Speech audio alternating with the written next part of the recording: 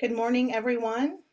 My name is Melissa Holman, and I'm a Community Affairs Specialist at the FDIC. And I want to thank everyone for joining our event today on supporting early childhood education in rural Minnesota. Thank you so much for your time, and thank you so much for your interest in this topic. Joining today from my home in Minneapolis. Hope everyone is safe and healthy from wherever you're joining. I just want to take a moment to just make a couple of key points about the FDIC Community Affairs Program. I'm not going to give you the full spiel. I'm just going to share a couple of our priorities in 2021 to help you understand a little bit more about what we do and why we are supporting this event today. So one of the things that the FDIC Community Affairs function is working really hard on in 2021 is banking unbanked households and families. So given the pandemic, given the stimulus payments and the early child tax credit, we are really working to make sure that families have access to low cost and insured deposit and checking accounts and don't have to use alternative financial services that will be of more expense to them. So that's one of our key initiatives. Our second key initiative in 2021, which is really a key initiative for us all the time, is to support partnerships for banks and community-based organizations to help banks meet the credit needs of the communities they serve and thus their obligations under the Community Reinvestment Act. And so that's really what's bringing us together for this event today as we talk about early childhood education and supporting the capacity for early childhood education and childcare slots in rural Minnesota. So if you are a bank who is really familiar with CDFIs already, you're going to benefit from this event by knowing a little bit more about what work CDFIs are doing in early childhood education in your neck of the woods. And if you are a bank who's still getting to know what a community development financial institution is, how they're similar to a bank, how they're different to a bank, and what work they're doing, you're going to benefit by hearing a little bit more about why CDFIs are unique. There's a lot of different communities and entities that are working on access to early childhood education in rural Minnesota. CDFIs are unique from a Community Reinvestment Act perspective because they have a carve-out within the CRA. So that's one of the reasons why we're highlighting them today, even though there's a whole ecosystem of folks working really hard on this issue.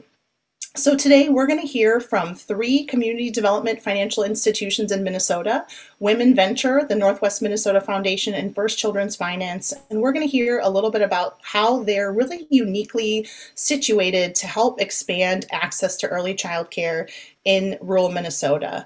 And we're also going to hear from the Federal Reserve Bank of Minneapolis talk about this issue and its importance to rural communities. So I just want the financial institutions online just to be thinking about if you're looking for partnership opportunities, if you're looking for CRA partnerships, listen closely to what about all the important work that our speakers are doing today. We're so thankful to have them. Moving on to the thank yous, just want to say a big thank you to the Minneapolis Federal Reserve for co-sponsoring this event with the Federal Deposit Insurance Corporation. Just a big thank you to Ben Horowitz, who is a project director, and Rob Grunewald, who is an economist at the Minneapolis Fed. Thanks for your work in planning this, but also just your bench strength and your research on this topic, both in Minnesota and in the entire Fed 9th District. Thank you so much. And a big thank you to our panelists today, who are all women and all very busy, and we're so thankful to have them talk a little bit about their work as it spans the state of Minnesota. So a big thank you to our panelists as well from Women Venture, Northwest Minnesota Foundation, and First Children's Finance.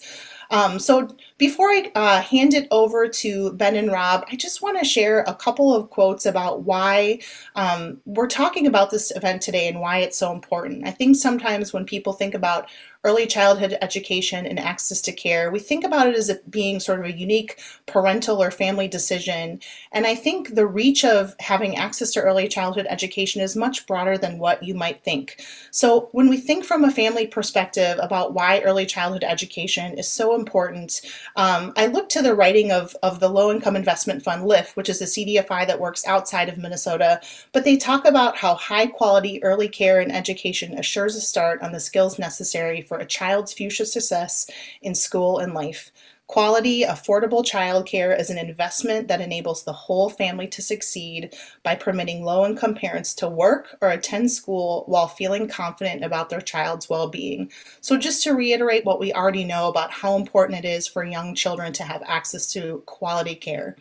But the next thing I want to share, the final point I want to make before handing it over to Rob and Ben, is actually a quote from a recent Minnesota Rural Policy Center publication. And that quote really highlights the sort of ecosystem and need for early childhood education in rural Minnesota. And that quote is as follows: "Even before the COVID-19 pandemic, the one thing holding rural Minnesota back from taking a serious leap forward economically is the lack of workers.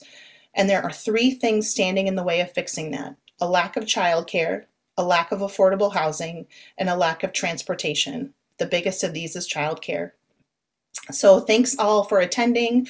You can see our agenda on our screen. We're going to have Ben and Rob talk from the Fed for a few minutes. We're going to have some Q&A. Then we're going to feature our panel, and then we will close with closing remarks and next steps. So thanks all for joining, and I'll hand it over to Ben and Rob. Thanks, Melissa, for getting us started. And to give you a little preview of what Ben Horowitz and I are going to present, we're going to start out by presenting the general case for investing in early care and education. Why is this an economic benefit, and what is the importance of investing in childcare? And then we'll turn to the challenges in childcare markets, including those challenges that are unique to rural areas. And then we will look at how investments in early care and education connect with the Community Reinvestment Act. First, to start out with, the comments here are those of myself and Ben. They don't represent those of the Federal Reserve Bank of Minneapolis or the Federal Reserve System. So this is a map of the Federal Reserve System. It comprises 12 regional reserve banks and the Board of Governors in Washington, D.C. Responsibilities include regulating the flow of money and credit in the economy to promote stable prices and maximum employment, oversees the payment system, serves as a bank regulator, and provides fiscal services to the federal government. The work in early care and education is housed in the Fed's community development function, which began in support of the Community Reinvestment Act of 1977. And the function of this part of the Fed is to promote the economic resilience of low to moderate income individuals and communities through research, information sharing, and convening.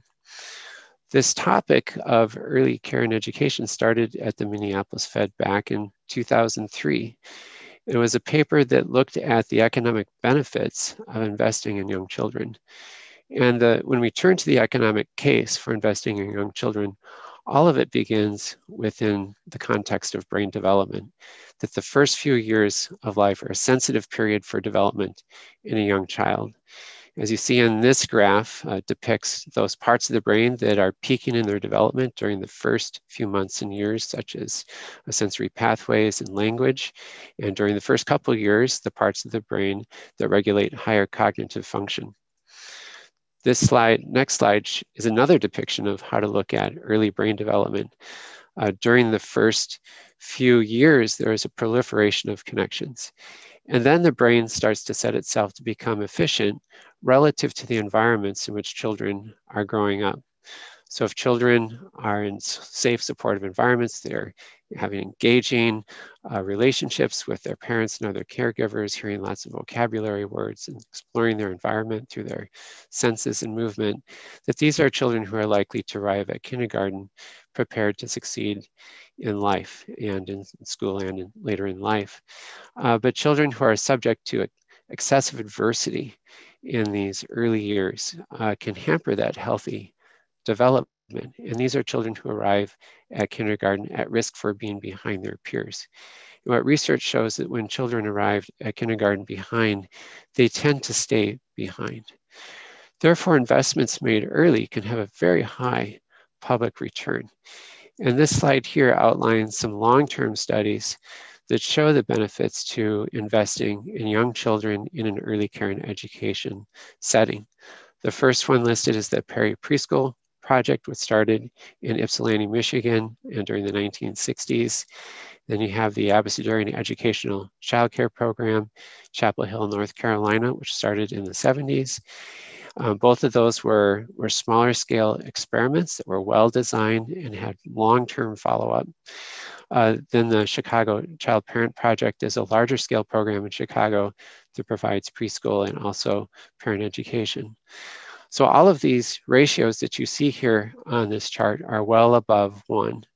And so the investment is making a return in such things as like reductions in the cost of remedial education, that high school graduation rates are higher, that children after they graduate earn more money in the workforce.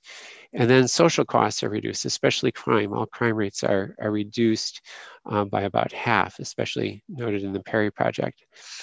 In terms of annual rates of return, they range from 7%, close to 20% annually over the lifetime of these benefits when adjusted for inflation. So they're very strong rates of return. The Perry Project recently came out with a follow-up study interviewing the study participants into their 50s.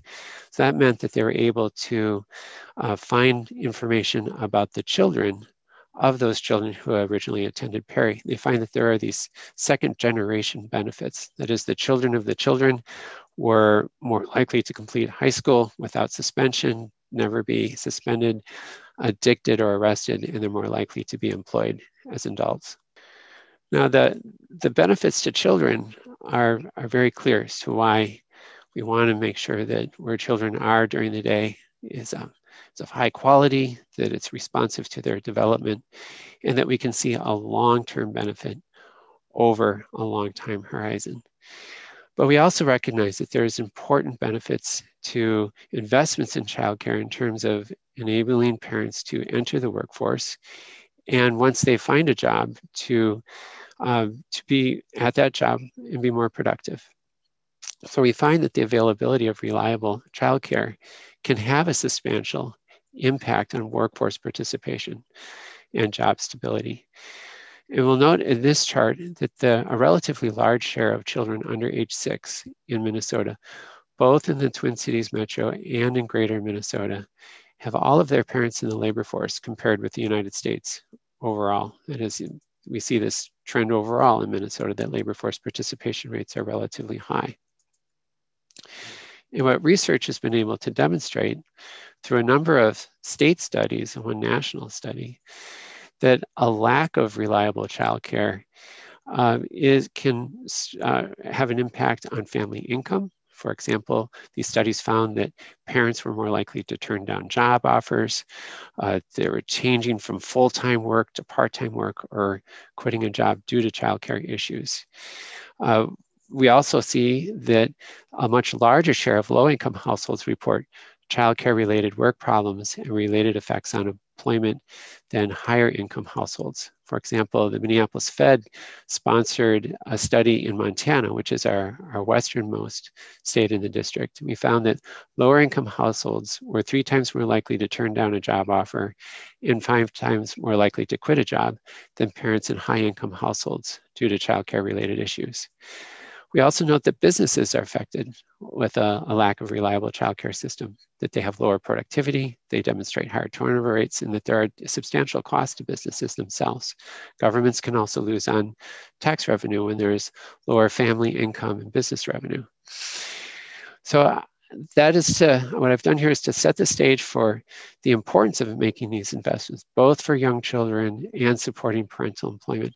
Now I'm going to turn the presentation over to Ben, who will take us further to look at some of the market dynamics and also what's happening in rural areas. Thanks, Rob. So like Rob said, I'm going to discuss the aspects of the childcare market that serve greater Minnesota. But before I talk about what makes those markets unique from urban childcare markets, I'm going to discuss some ways that the markets are actually similar. Going to try to cover a lot of info in the next 8 minutes or so. So please feel free to drop questions in the Q&A box so we can get to those once I wrap up. So next slide, please. So in both the Twin Cities and greater Minnesota, as we already heard from Rob, the majority of parents need some form of non-parental care for their children. Something else that's true in greater Minnesota and in the Twin Cities is that parents with young children earn less money than other families. While it may not always feel this way for those of us with kids at home, parents do actually age at the same rate as children. So when your children are younger, you're also younger, and people tend to earn more as they age. So next slide. So families with children in the Twin Cities and greater Minnesota are also more likely to struggle economically. About a quarter of all Minnesota young children live in a household that's earning less than about $35,000. And we know that the child poverty rate in greater Minnesota is actually slightly higher than it is in the Twin Cities in the latest census data. Keep that in mind for the next slide. Next slide, please. So at first glance, this slide might look like it's showing how greater Minnesota and the Twin Cities are different.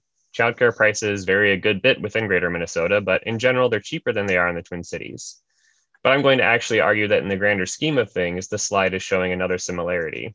And that's that the cheaper prices in greater Minnesota are relative, because we know that a quarter of all children in Minnesota live in a household that's earning less than $35,000 per year. The cheapest price on this slide is pushing $7,000. So no matter where you live, spending a fifth of your income on childcare for one child is going to be a challenge. The charts also show that if you're shopping for childcare, the prices you'll find will vary based on a few factors. First, infants and young children are going to be more expensive. That's based on simple arithmetic. A single childcare worker can watch fewer infants than toddlers and fewer toddlers than preschoolers or school-age kids.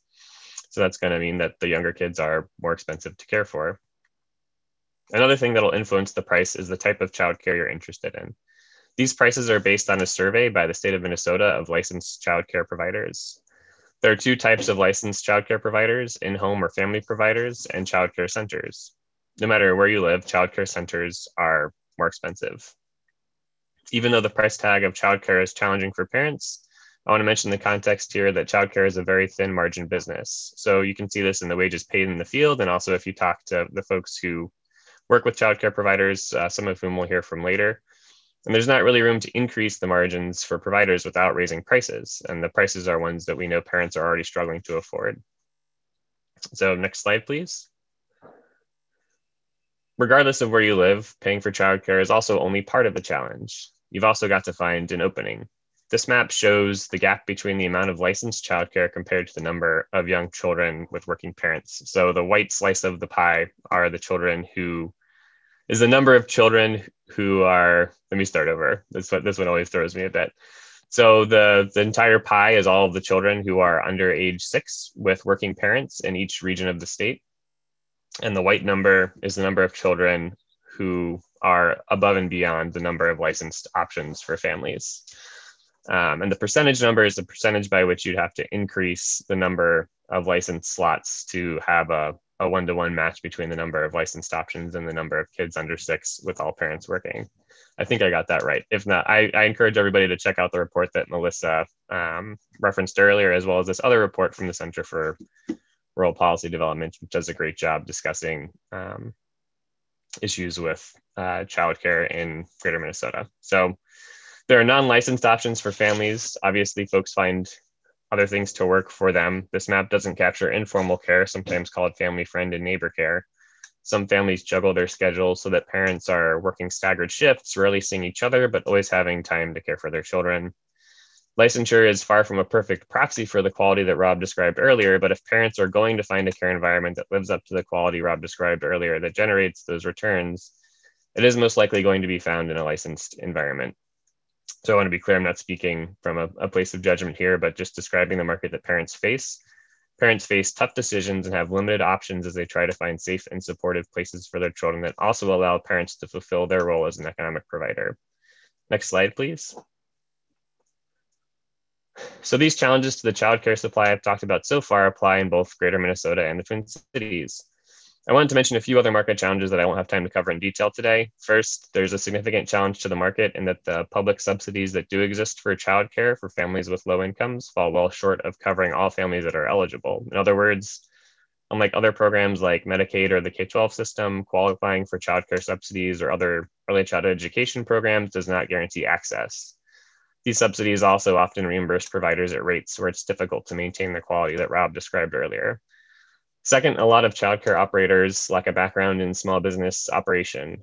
Many entered the field because of a passion for children, and the job can be incredibly demanding without factoring the need to do business planning and accounting on top of providing care. Finally, COVID-19 had a huge impact on the sector. There has been a robust package of aid aimed at supporting childcare, but we're still understanding the depth of disruption the pandemic continues to cause. And what we tend to hear from folks is that the ambitious aid that has been passed will sustain the sector, but isn't going to be enough to address the underlying problems that we've talked about today so far. We can and have done webinars on these other bullets in and of themselves, and would be happy to explore them in the Q&A if folks have questions. So now that I've talked at length about the similarities between the Twin Cities and Greater Minnesota, what are some of the key differences? For starters, parents in Greater Minnesota are more likely to rely on family childcare than center-based childcare. And that's at least in part because of population density. Profitable childcare centers need a certain scale to stay open. Oftentimes, opportunities to reach that scale are rarer in Greater Minnesota, though there are plenty of exceptions to the rule. The prevalence of family childcare providers isn't a challenge in and of itself, but it means any intervention aimed at increasing supply will need to identify and support a more diverse set of business owners. And any programs or products aimed at centers are unlikely to translate directly into supporting family childcare operations. So that can make access to capital and training harder to come by in Greater Minnesota if you aren't reflecting that reality. Family childcare providers can also be harder to find for parents. Childcare centers may be more likely to have a web presence and advertise. So unless you're a savvy parent and know how to check the state's licensing portal or the Parent Aware website, you might only find family providers via word of mouth. And for informal in-home providers, that's not an option either. So we've actually heard from employers in smaller cities and rural areas who maintain lists of those family providers to give to new employees. In Greater Minnesota, you might have to drive further to find care because you live in a childcare desert.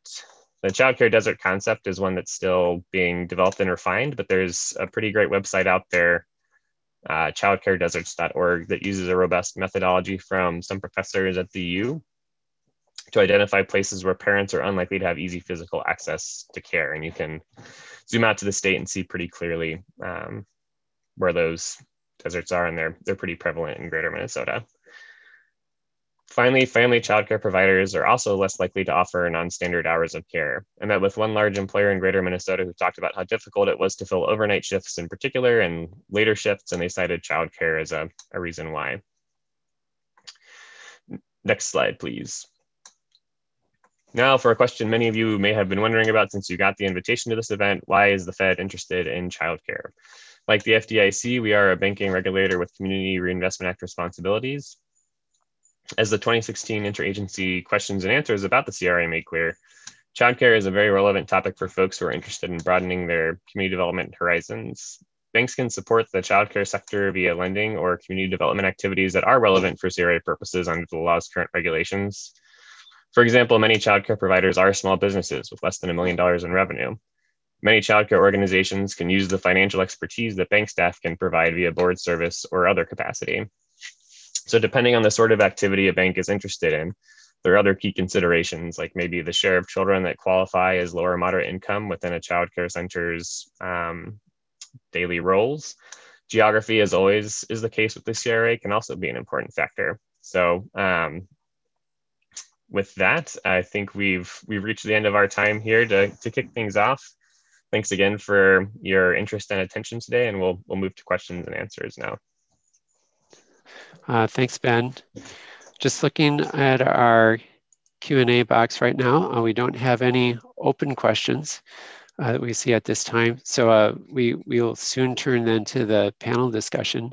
But one point that I think Ben made that I think is that I want to just echo again too is that we were talking about quality support for children, that in order to get these long-term benefits for children, we're looking at quality. I think we've used that term, but we haven't said as much about what it means. And what we understand in terms of a quality program is the interaction between the caregivers and the teachers in that program and the children is an important ingredient to supporting child development. And this means being able to have wages at levels that you are attracting the talent to provide that service and also to retain that talent. It's known that in childcare, and especially that we hear these days, is it's hard to attract and also retain those childcare workers. Other elements include using a curriculum that helps guide that, process with the teachers and the children, and being able to support overall quality site location. And I think some of our discussion, especially with our banking community here, is to understand the connections between development of programs through site new construction and through renovation, and how capital is necessary in order to support that physical side of the program. So we'll be looking forward to discussing more of that at the panel. Ben, anything come to mind that you want to mention before we move on to the next section? No, I'll just mention too, housekeeping note that we sent out an email after the event kicked off with speaker bios too, as we head into this panelist section. So folks should have that in their inbox. Great, thank you.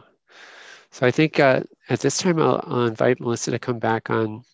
We'll turn the program back over to you. Perfect. Thanks so much, Rob and Ben, for helping kind of frame this issue, why this area, why early childhood is a different, sort of takes different policy tools in urban and rural Minnesota. I think that was really helpful. Now I want to say a big welcome to our panelists today. Thanks, Ben, for sending out everyone's bios. Everyone's credentials, there's a long list of them, so it's great that we could send everyone the full details of all of our speakers today. So let me introduce our panelists very briefly before we kick off the actual panel discussion. So first I want to introduce Women Venture. For over 40 years, Women Venture has provided women of all ages, cultures, races, and income levels with the tools and resources to achieve economic success through small business ownership. Women Venture is based in St. Paul, Minnesota, and today we're welcoming Sue Moses, the Vice President of Lending, and Sarah Pike, the Chief Program Officer. Next, we have the Northwest Minnesota Foundation that invests resources, facilitates collaboration, and promotes philanthropy to make the region a better place to live and work. The Northwest Minnesota Foundation is based in Bemidji. If you can find Paul and Babe, you know where the Northwest Minnesota Foundation is. They're very close. Last, I want to introduce Heidi Hagel-Braid, the Chief Program Officer from First Children's Finance. First Children's Finance has their national headquarters in Minneapolis, Minnesota. First Children's Finance is dedicated to growing the supply and business sustainability of excellent childcare. And sorry, I forgot to introduce Missy Okeson and Tabby Steinmetz, who are both program officers. Missy works on the community impact team, and Tabby works on the economic development team at the Northwest Minnesota Foundation. Sorry, Missy and Tabby.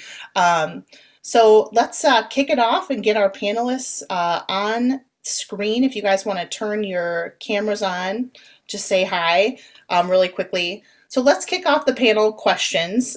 We are going to ask 6 questions of all of our panelists, and they're going to answer it question by question. So let's do this first question in the order on our agenda. So let's have Women Venture kick us off, followed by Northwest Minnesota Foundation, and then First Children's Finance. So the first question we have for our panelists is, what resonated with you from the Fed's presentation, and what would you add? Hi, thanks, Melissa. This is Sarah Pike. I'd say what resonated, a couple of the studies that were brought up, the Perry study, we actually incorporate this into our early stage classes. Women Venture really focuses on the business of a child care, and the fact is that we incorporate how a quality childcare makes for a good business. And the other piece I think I'd like to highlight and expand on is really the flexibility of the family childcare and how the in-home, we've really found that model is very flexible, both for urban but for rural. In the businesses that we're trying to help, that it's a solution that seems to be very flexible to help our business owners. I would just add on that one is just the connection between childcare and the economy. And I think a lot of times, a lot of us think it's separate. It's a parent issue. It's an early child issue. No, it's an economic issue for all of the reasons that kind of Rob and Ben went through. Perfect. Tabby and Missy, any thoughts? I can start, Tabby. So just to add to what Sue said, childcare has been a hot topic for several years. And because of the negative impact of the lack of childcare in our economy, which was very much highlighted during the pandemic, We're finally starting to see that our early educators are a key cornerstone to our local small town success. We know that childcare is a broken business model. If a provider needs a day off, several families need to find a plan B. If a childcare provider or their family gets sick, a family needs to find an immediate plan B if they don't have one in place already, which affects the workplace and their coworkers. If a childcare wants a day off, they have to plan ahead and families have to plan ahead. If a childcare provider wants a raise, a family needs to cut back somewhere in their budget to be able to help pay for that increase in their tuition. Most early educators don't have paid vacations, insurance, flex plans, or even lunch breaks. It would be wonderful to utilize the brain power of the business people in this meeting today to help us develop some innovative and creative ways to bring quality childcare to our small towns. Something that works for businesses, the early educators, the parents, and especially the children. We've been working on some ideas at Northwest Minnesota Foundation, but to sustain these ideas, it takes financial backing from somewhere. Perfect. Tabby? Yeah, one of the things that I would add, especially in rural regions, we have families in our region that have to drive 20 miles to simply put their child in an open childcare. And then they have to drive, 20 miles back to work. We are in Minnesota. We have winter. This is not only a job issue, but it's also a safety issue, And because of the lack of childcare, we have people in our region who their children can't even be in the same childcare, whether it be a center, which we have very few of, or in-home centers. So it's really a struggle for families. And sometimes we lose those great workforce people simply because they can't make all of those connections and pieces fit together. Thanks, guys. Heidi, comments on the Fed's presentation and what anything you'd add? Thank you. Good morning, everyone. I think both Ben and Rob did an excellent job of creating a primer of everything you need to know about childcare and why it's important to rural communities. We've been working with rural childcare supply building initiatives in earnest since 2013 in a programmatic role of partnering with both communities and as a CDFI in creating access to capital to those businesses who need it. The thing that I would add, and the thing that we have been working on for a long time, is that childcare is an integral and critical part of a healthy and vibrant rural community. And that this is not just a family issue, not a family choice issue, which you said, Melissa. The data is very clear that the demand is high and the fallout from not having enough childcare is found immediately in the regional economy and in the stories that all of the panelists have shared. The one that always resonates with me is the fact that families report often that they are not going to have children or additional children, or they're going to leave their rural community to a place where there is access to childcare. And I'm originally from a rural community, and young people are our best exports. And we want them to come back and buy houses and be community members and have jobs in that community. And childcare absolutely has to be part of the puzzle. And so it's no longer a female issue, it's not a women's issue, it's not a parent's issue. It is an economic development and community development issue. And so I'm so glad that we're having this conversation today. Perfect. Thank you so much, Heidi and the panelists. My work takes me around Minnesota and we talk about a lot of different topics, but I have to say, just in my conversation with bankers and community organizations, no matter what type of work I'm doing, childcare comes up everywhere, just in my discussions with the local community. So just kind of echoing all the comments you've made. You all made a really great segue into our second question. And something when we were having our prep discussions for this webinar, I know all of you used examples of things that were happening in local communities, which perfectly illustrated the childcare crisis that we face in rural Minnesota and childcare. So let's move on to the second question, which is, what's one project that stands out that shows the need for early childhood in a rural community, and how do you bring together partners to meet that need? If it's okay, let's go in reverse order this time. We'll start with First Children's, then we'll go to Northwest Minnesota Foundation, and then Women Venture. As I mentioned, since 2013, we've been offering the Rural Child Care Innovation Program as part of the Minnesota slate of programs and services at First Children's Finance. And I used to run that program. I no longer do, but there are 12 people who are working across the state of Minnesota. And I think that there are so many stories to tell. But the thing that I want to make sure that people take away from this as they think about their role as a bank or an entity with CRA funds is to think about how those financial investments make a multi-generational impact. And there are lots of different stories. I want to highlight two things. Since in the middle of the pandemic, we have been doing forgivable loans across the state focused on BIPOC childcare entrepreneurs. And so making sure that they have access to capital, flexible capital, that is forgivable capital to sustain them in the time before federal dollars and federal relief was hitting was critical. And so that really does make a difference to rural childcare providers. As a CDFI, and all of the folks on this panel are CDFIs, we know the story of why we exist, right? Access to capital is a barrier. And so we serve underserved markets. But even inside of the childcare market, there is an even deeper underserved market, financially challenging to be able to create access to capital for women, and particularly women of color. So that has been a major initiative of ours. And then I'm just going to tell a quick story about our work in Canby, High County.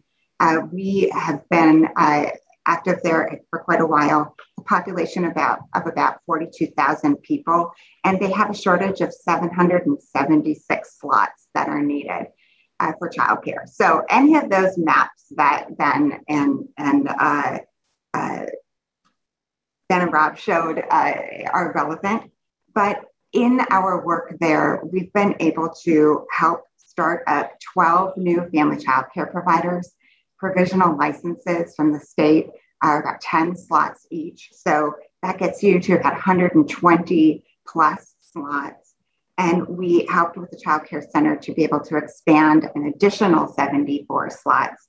And we also saw lots of ripple effects inside of the community, including an expanded early Head Start program that added 24 new slots for infants and toddlers, which are like gold in rural communities. So those are just some highlights that I thought would share today about small investments make really big impact inside of a rural community.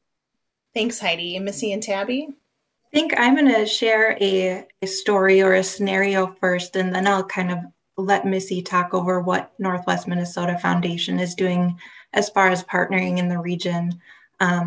One of the borrowers that we were able to help was the owner of a child care center that needed to move from the place they were leasing and find a new space. During this interim where they no longer had access to their space and before they found a new space that was suitable, that provider needed to close down their license.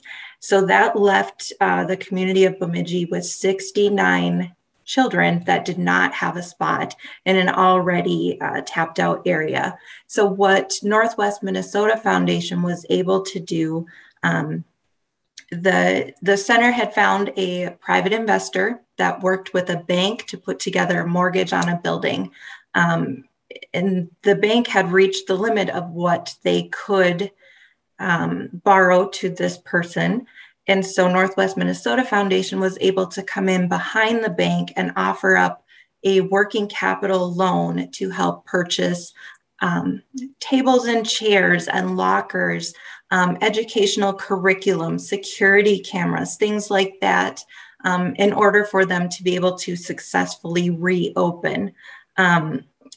We did first give them a forgivable loan, much like Heidi was saying. Northwest Minnesota Foundation offers both forgivable financing and low interest financing for childcare providers, along with our traditional lending choices. So we were able to really wrap our arms around this borrower and this important childcare provider in our community so that she could quickly reopen and those families could get back into their care. And so to piggyback off of Tabby, she does our technical money side. I'm more the narrative, know about childcare stuff. So as a team, we kind of come together and work on things.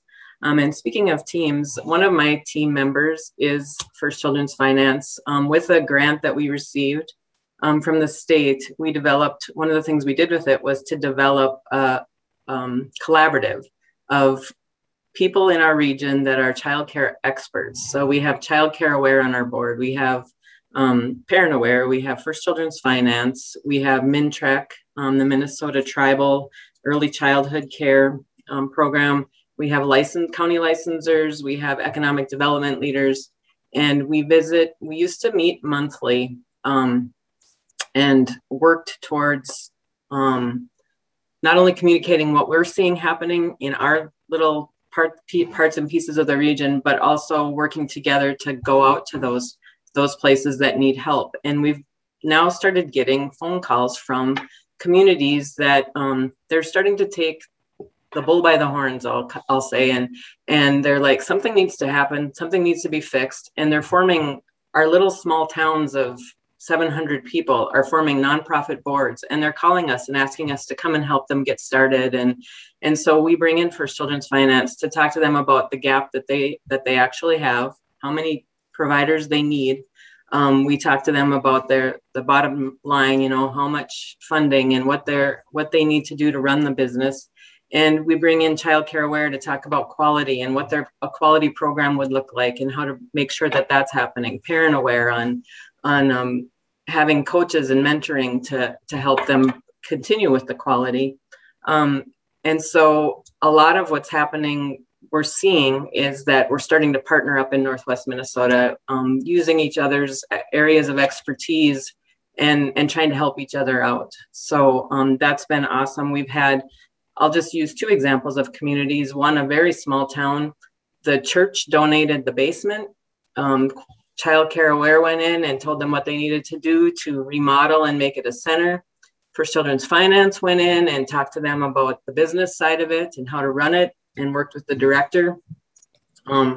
They opened in July of 2020, which was a miracle in and of itself. Now we're working on the sustainability factor. It's a very small town, less than 1,000 people. So to sustain it, we're working with community leaders to try to figure that piece of the puzzle out. But we're going to keep them going. Another small town in our region has developed a nonprofit board through grants that we've helped them with, through local donations, and through large corporations stepping up and helping out. And a local businesswoman donated a building. That always helps. So there's a building donated, no rent. People are offering to pay utilities. That's what it's going to take for a small town to keep a center going. And they will be opening their doors in spring of 2022. So we're seeing some movement. Now we need to work on how can we sustain this? How can we keep these things going that people are like, okay, we'll fix it ourselves then, but we got to help them. Yeah, thank you. I definitely remember when you both were speaking and planning this webinar, you talking about in your area, a large employer just saying, we can't get workers. We need to do this. So I think it's such a great example, just illustrating what you've all been talking about. Sue and Sarah, do you want to talk a little bit about, some project or data that you use to identify needs and how you bring together partners? Sure. So I'd say when thinking about need, focusing on the the business owner themselves. Again, we sent out a survey across the state to childcare providers just to find out what do they need, because our strategy really is not only about creating those new slots. It's about maintaining the childcare slots we do have, because we will really never make any progress if we continue to lose at the same rate that we add. And so what we were really hearing, especially from family child care providers, is the hours and just all of the administration and back end work that really needs to happen after the 60 hours that they spend with the kids. And how do you do that? And where's the training that they've had for that? So what we've created is called Your Venture, and it's really kind of a back-end services for these family child care providers. And we look at it, we help them really from a few different components. We use some technology, so QuickBooks, we set all of them up in QuickBooks. We sit down with them and we say, what are your financial goals? Do you have them? What does this business need to do for you to justify it, for you to continue in it? And then, so we use QuickBooks and monthly financial meetings. We also use a platform called Brightwheel, which is very popular both among centers as well as family child care providers. It's a way really to streamline much of their operations, their communications with parents. And again, the idea is how do we take all of the administrative and back-end work and really reduce it. So again, we're making their business more efficient and just less time consuming, which really then ultimately can kind of raise their rate of pay. This also sets them up for growth, right? So it makes them ready to go to a banker or to us if they want to expand either in their childcare in-home or grow into centers. We have a few people now that are participating in this program that are really interested in growing beyond the in-home, but this really sets them up for success by identifying the needs they have as an in-home provider. Anything else to add, Sue? Yeah, I think, Sarah, there's so much to cover, right? I think the other thing maybe Sarah's going to talk about a little later is our training programs. We have specific training programs exactly for childcare because it's a whole different kind of business. It's just not the same. And I think others have similar programs, and I think that's just vital. There's plenty of opportunity out here to help people, and we have a very good program, as do others. So thanks. Sarah will talk more. Perfect. Thank you. Before we move on to the third question, I just want to mention thanks for submitting your Q&As. We're going to get to them and we're reading them as we go. Some of them I think are going to be answered during our discussion, but we'll make sure to get to them.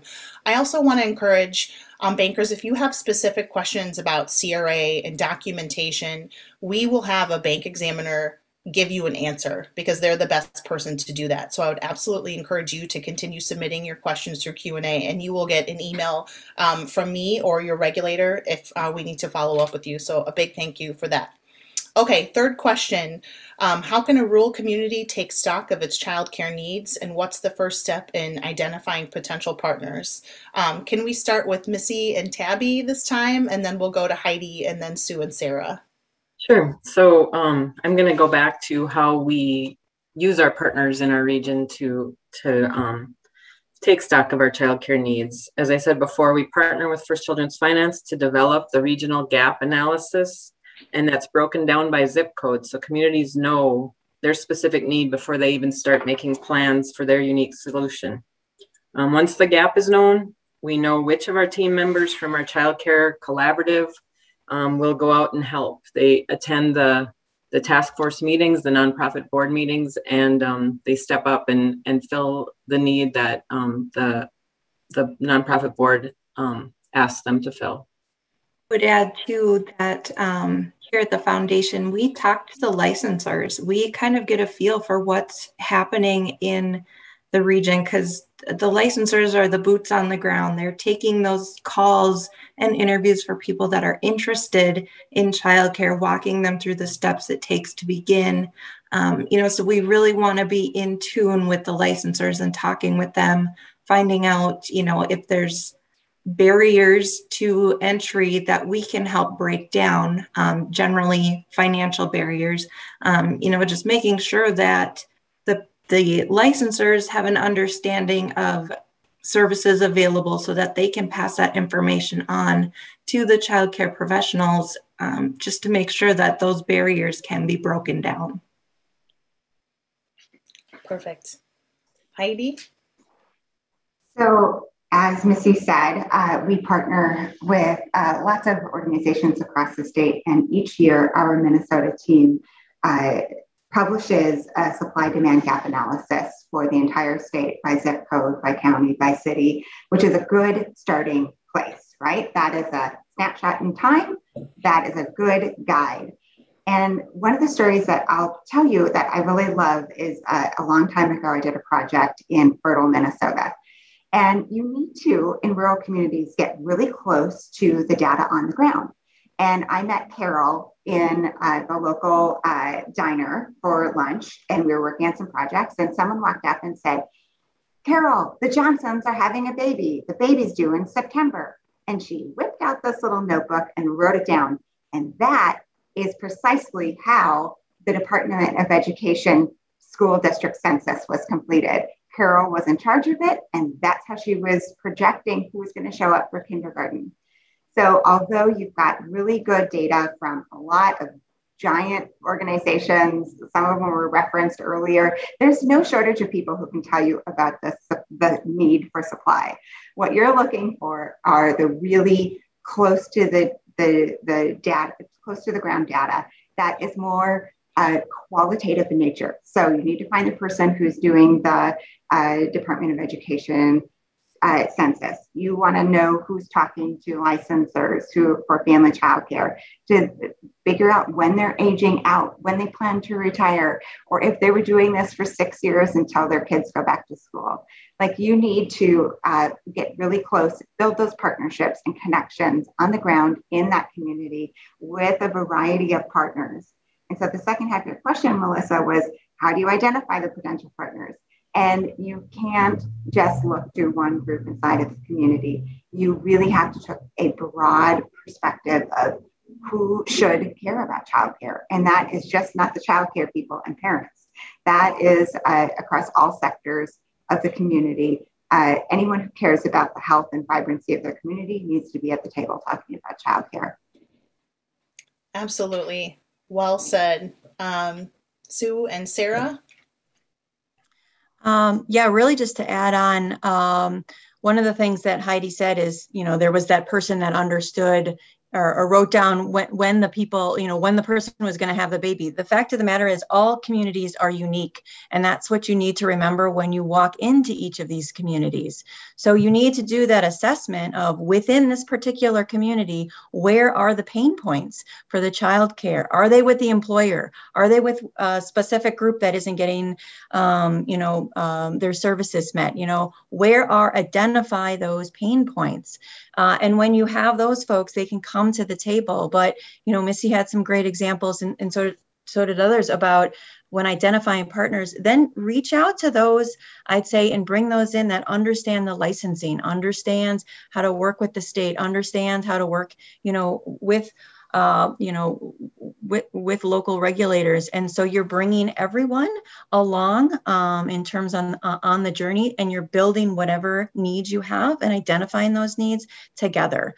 So I think it is kind of a mutual learning experience. This is great. And just want to highlight, especially for our financial institutions on the line, we're highlighting CDFIs today because of their unique ability to work in individual markets. And I feel like we just continue to hear the secret sauce. So I think that when you think about all the organizations that you can support, when you think about your CRA strategy, these are the folks who are really there supporting these businesses, supporting these business owners. And I just think these stories really illustrate their unique technical ability in doing that. So let's go to the fourth question, guys, which is what efforts are needed to bring childcare capacity in rural markets to scale?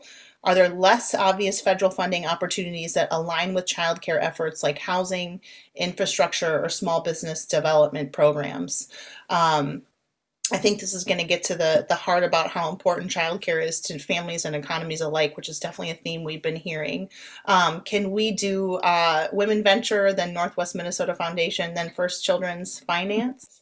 Kick it off with Sue and Sarah. Sure. So in terms of scale, I'd say that our approach really is to look at that continuum of childcare from a business perspective, right? So Sue had mentioned earlier about the training programs. We have everything in terms of like, is childcare right for you from a business owner perspective? Looking at making a case for the business case for quality. We move on through, for our family child care business essentials. Again, what is that financial model that can help you succeed? We tie this in with additional business consulting, both for those family child cares and the centers. I talked about your venture, and then all of this can lead to a loan. All of this is to say that to really approach scale, it's about addressing, at least from our perspective, childcare ownership at all of these different levels to support those that are already in childcare, as well as help to grow them. Some of the different funding and project options we're thinking about. We're currently looking at an opportunity to partner with an affordable housing project where we're bringing in the childcare aspect. And again, focusing on the family childcare, but how can we utilize that pod model or multiplex? So have the ability to have a variety of maybe different in-home family childcare businesses or licenses, but in kind of one central building. This will allow the flexibility of one childcare, one owner, but also have, if someone wants to focus on Spanish immersion, one person wants to focus on different hours, gives people the flexibility to run their business, but also gives the community the flexibility of different options. And lastly, just when we're thinking about funding, and so again, we really focus on that business side of things. How do you change the narrative to maybe fit whoever the funder is, right? So when you're thinking about small business development grants, what is the increase or what's the impact on jobs or the potential tax base by starting a family childcare? It's not just you've just created one job, you've actually increased the potential of workers by 4 or 5 or 10 for all those parents that now go back to work that can earn more and then contribute to the tax base. So how is the narrative for the benefit, the economic benefit of these child cares? And just think about that when you're thinking about funding and framing it differently depending upon the funder's needs. Yeah, really helpful. Such a unique model, having a co-location model like what you mentioned at the beginning. That's so interesting. Missy and Tabby? Not always sure who should go first there. So I will just bring, Heidi made me think of a local story as well. Being at a nonprofit board meeting one evening, people were walking in and the head of it was talking about, okay, we're up to 15 families now that are expecting in the next year. We need, in the next 9 months, we need to start planning for this. And a person walked in and said, I just heard of one more mom that's pregnant, write her down. And so, I mean, they were writing down name by name. So they were, by the end of the meeting, they were up to 17 new pregnant moms in the community, and just realizing how that is awesome for their community and builds the future. But what are we going to do? So it just added, but it made me, I thought it was very interesting that they were just throwing out names of pregnant moms. And it was news. So something that we have been encouraging up in our area, centers aren't a great model for small towns. They just financially cannot sustain. And so we've been looking very closely at the pod model, which is a model where a childcare provider, so maybe up to 4 childcare providers can be in one building. They have their own business. They have their own space. They share maybe the lunchroom. They share an outdoor space. They maybe share a caterer bringing in food. But then they can leave for the day. They're not always at work. So there's a lot of childcare providers that like that model. Their house isn't getting destroyed, and it feels more professional to them. One of the things we're finding with family childcare providers, to open their doors, they bring in the fire marshal and maybe find out they need an egress window or they need a fence. And quite often that stops the business from opening. They can't afford it. So I think Tabby's going to talk about a program then that we developed to help them get over that slump called our Childcare Finance Program. So I'll pass it off to her. Thanks, Missy. Yeah, a couple of years ago when Northwest Minnesota Foundation was reviewing and revamping our strategic plan, we kind of took a look at how are our kids, and really had been receiving data and paying attention to know that this shortage is critical, and it's affecting all of the things that Rob and Ben had talked about earlier in this discussion. And so we developed financing programs to address exactly those things that Missy mentioned.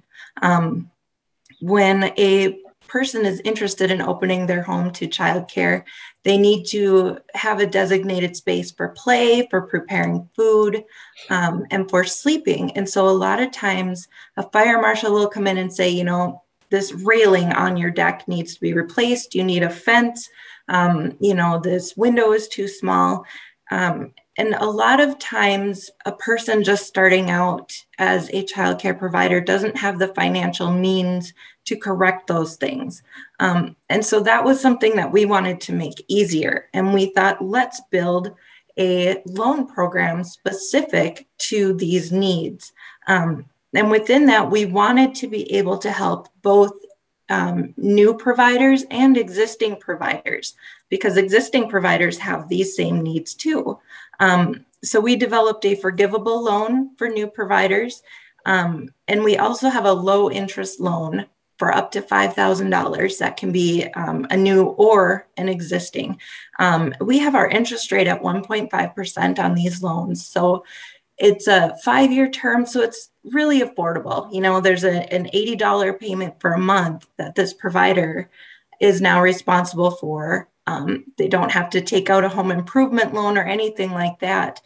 So we really just wanted to be able to give these providers the resources to correct these things, fix these things, open up their doors, and be able to help serve their community. That's great. Heidi?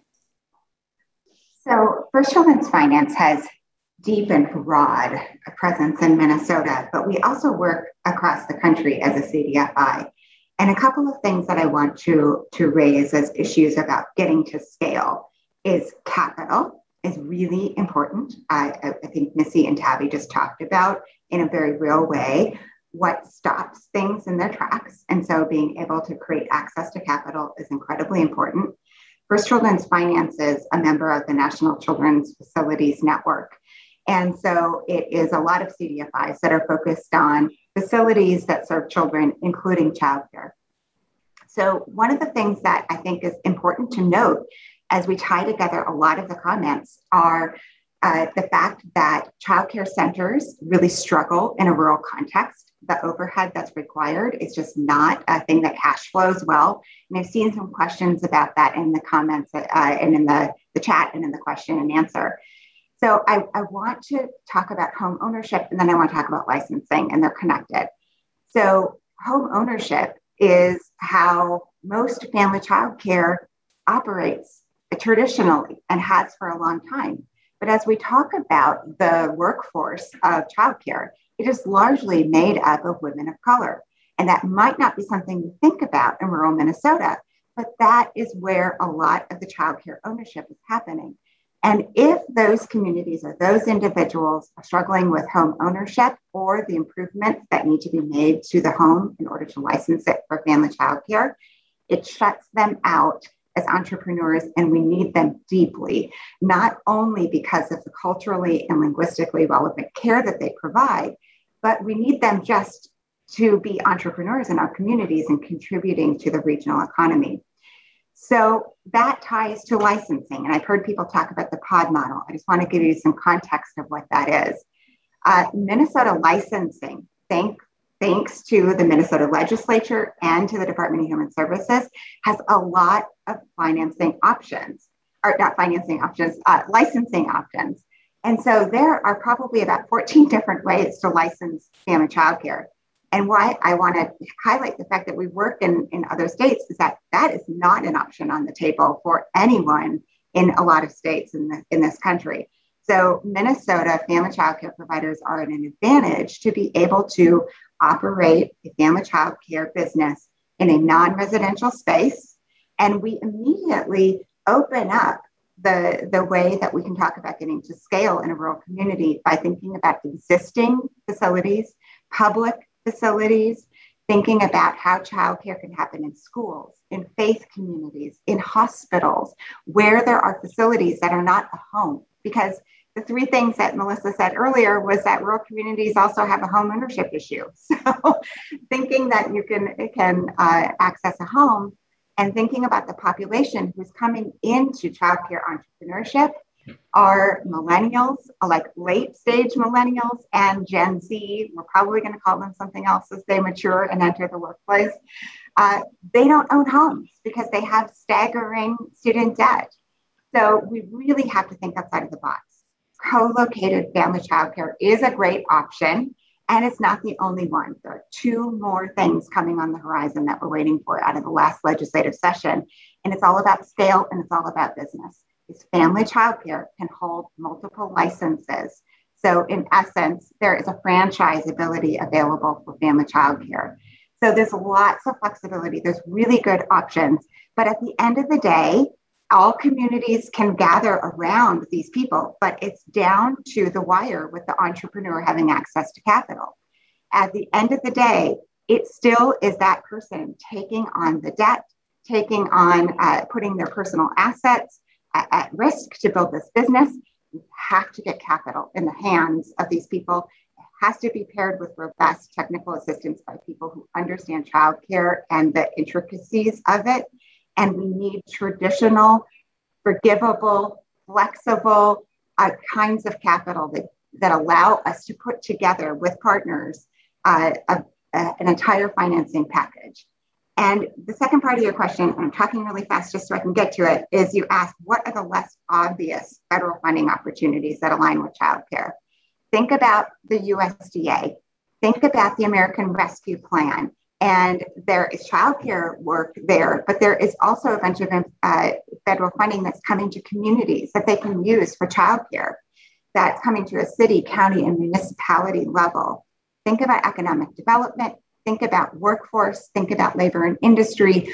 All of those people have a stake in childcare, either as small entrepreneurs, small business owners, women of color owning those businesses, or rural. And think about where those intersections are and look for those opportunities because they do exist. Perfect. Yes. Sorry they keep saying perfect, but you guys are just doing such a great job of answering these questions. Really helpful to see kind of where Minnesota fits in with the licensing and with sort of the menu of options that are afforded within licensing. So that's great.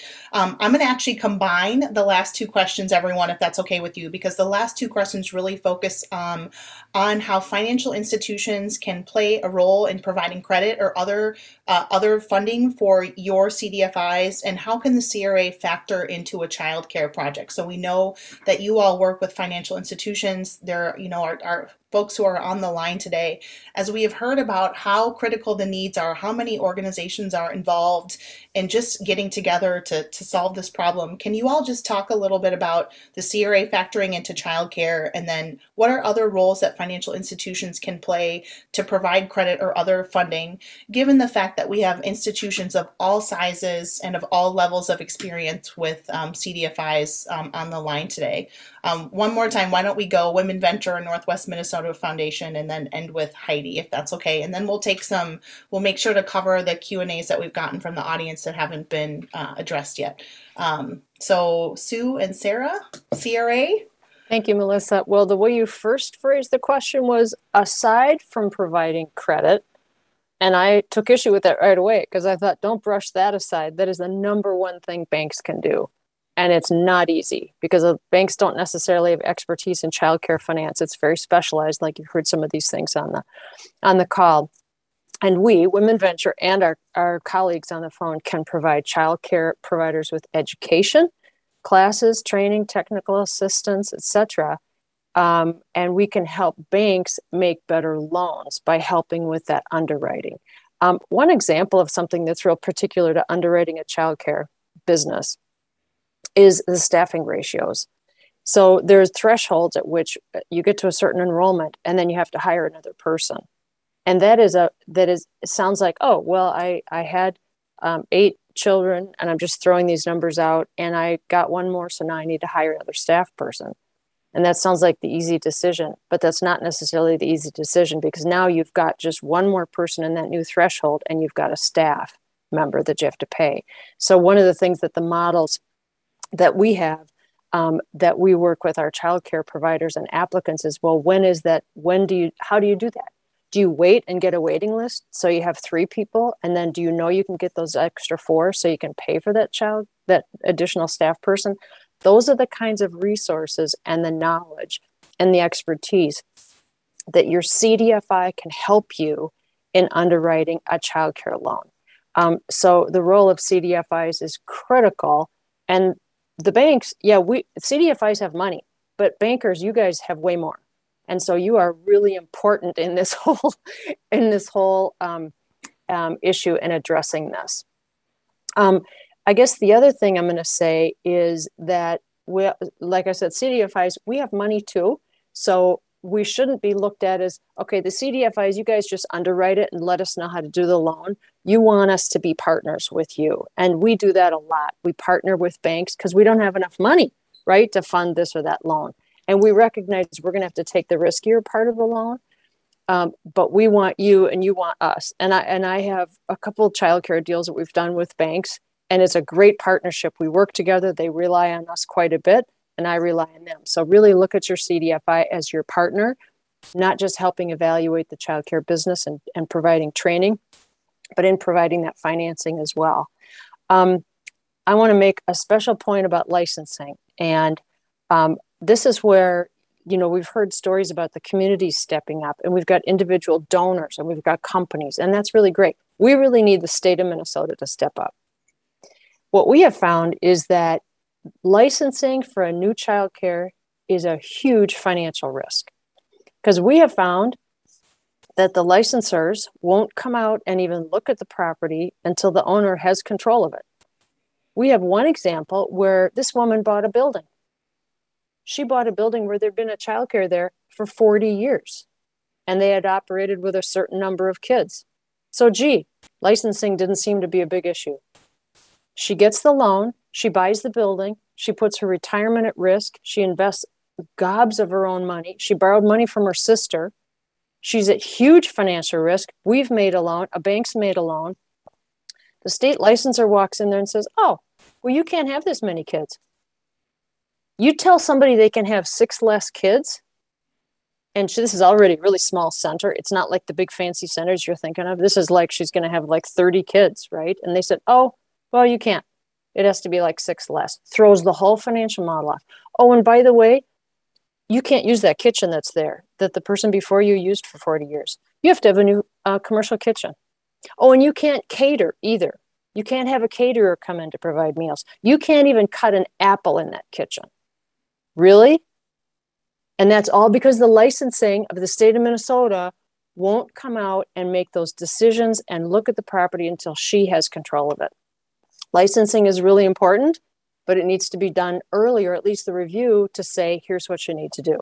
We had somebody else that we provided financing with. We partnered with First Children's Finance. By the way, your CDFIs partner with each other as well. I don't know about you all, but we don't like to compete with our coworkers. We look at the other CDFIs on the phone as our coworkers. We are bonded together to try to address this issue. We have a loan that we partnered with First Children's Finance. And she had a church that was giving her a heck of a deal. Fabulous deal. State comes in and says, oh, well, you need a sprinkler system, you need new windows, you need a new door. She couldn't even do it. She couldn't even open her childcare. So really, we need the state to step up and change licensing. Okay, the other thing I'd say is, aside from money from banks, you all bankers on the phone, you are a critical part of your community. And I think others have said, like Heidi was talking about in the diner, your community. You need to know who your childcare providers are. You need to know what their needs are, whether they are a center. And there, again, in rural Minnesota, there aren't as many centers. There's a few, but you really should know who those providers are. What do they need? Are they part of the Chamber of Commerce? What's the deficit in your community? That map on page 16 is huge. That is a really important map to know kind of what the need is. You should be advocates at your local chambers of commerce, other local organizations, for the importance of childcare. And you need to think about childcare as not a women's issue, not a parent's issue, not a child issue, not just education, but economics. Because your business customers are not going to have the workers they need if their workers can't have childcare. That story that I think it was Tabby told, somebody had to drive 20 miles for childcare. That's not good for your community. And as far as CRA goes, make loans, do your performance context, be involved in your community. If you help a childcare person, have them write to your regulators and tell them, because the regulators listen to that kind of stuff. Those all matter in CRA. That's my soapbox. Sarah, what'd I miss? You're good. Sue, that's so helpful. Thank you. Couldn't have said it better myself. Missy and Tabby? I think Sue brought up a lot of the things that I would agree with. Being a partner and an advocate instead of a barrier for entry into this field or to sustain this field. I want to talk about a few different things that bankers of all sizes can really play a role in. And that's ensuring that, you know, a lot of our childcare providers don't have very good credit. And so one of the things that they're facing is that they can't get a traditional bank loan due to credit issues. So credit education, helping potential borrowers and community members increase their credit score is going to do a world of good. On a different level, a lot of buildings are vacant. There's a lot of bank-owned buildings in small towns as well because the previous owner has deserted them, you know, or foreclosed or whatever the issue may be. You know, if a bank can work with different organizations to get that building up to code, up and running, and just kind of make that a place that has a lot of potential for another, for a childcare business to come in or a pod model or something to that effect, you know, that would be huge. The building itself for a childcare, especially a center, is an enormous cost, an enormously high barrier that sometimes a community can't tackle on its own. So any sort of help in that regard is incredibly beneficial. Great. Missy? Tabby's got us covered. Thanks, Tabby. Okay. Good job. All right, Heidi. I have just a couple of suggestions. First, being an investor and partnering with us. And if you have a childcare financing requests, bring us to the table. Like, we participate in loans all the time, not in first position.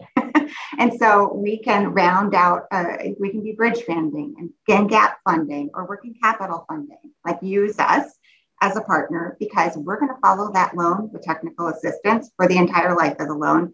You probably are not. You might be in first position, but we can help make sure that you get your money back too. So engage us because we have childcare specific underwriting processes and practices. We understand it better than you probably will on your best day. You can also serve as an advisor, be on our board of directors, be on our loan credit committee, and then also be a local champion for childcare and be an advocate because we all can show up and talk about this, but you as a banker carry more weight in your community and across the state. You're in different conversations than sometimes we are. So carry our message forward and advocate for the changes that we need. And then finally, the last thing I'll say is apply the lessons that we learned from the payroll protection program this spring. Only 6% of the PPP dollars went to childcare businesses across the country. And it was because they were underbanked or big banked. And that is not what happens in rural. So make sure that you are engaging with childcare businesses. Their information is publicly available. You can go find them. You can find their address. Make connections with them and make sure that they are a customer of yours, that you're supporting them with credit building products, if you have them, and opportunities for capital to improve the quality of the childcare businesses. Thanks so much, everyone. I mean, I'm just hearing so many. I first of all, just to reiterate the secret sauce point, I wish I had like a better, more professional way of saying that, but I just sit here and look at you and just hear the collective wisdom and experience that you have in learning what works in your area and figuring out what from that can be applied elsewhere. All of the levels of a community that are involved in making this work, from private employers, chambers, financial institutions, CDFIs, private companies. I think it's just really, it's pretty inspiring to hear all of the work that you are doing. I want to ask speakers, if you can, please put your emails and contact information in the chat. After this event, we're going to send out everyone's contact information too, but strike while the iron is hot. I want to make sure everyone can contact you. The FDIC also has a really helpful publication, and it's called Strategies for Community Banks to Develop Partnerships with CDFIs. I'm going to get that sent out to the banks on the line today, because in understanding everyone has different obligations under the CRA, this publication really helps you understand if you're a small bank, if you're an intermediate small or a large bank, what are the prongs of the CRA that help you? Where can you get credit from working with CDFIs? I just want to say a huge sort of personal thank you. I have 2 children in childcare facilities, and although I live in Minneapolis and they go to childcare near our home, this is very much an issue near and dear to the heart of parents. And after living in 2 areas where childcare is very hard to come by, I understand just a smidgen of what sort of that feels like for parents all across our state who are trying to do the best things for their children and grow the local community as well. Do any of the panelists want to make any closing comments, or I know I didn't tell you were going to do this, but does anyone want to make any final statements before we jump off the call today?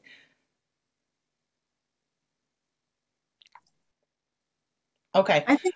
Yeah, we do. Of course we do. You're going to ask us if we want to talk? Go ahead, Sarah. I was just going to sort of echo that, you know, we're here to partner, and, you know, wherever we are physically located, the banks and the organizations on this call are tapped into the community. So help bring us in to help you, because you know, we have the services and we want to help, and you know, so it's just really an open invitation to really partner. And I just want to, as a former banker, I just want to say thanks and acknowledge the hard work that bankers do in all communities. You guys are the backbone of the community, and when you do good things, people sometimes say thanks, and then when you do something wrong, you get whacked. So I've been there, and I just want to say thank you for all the hard work the bankers do. Okay.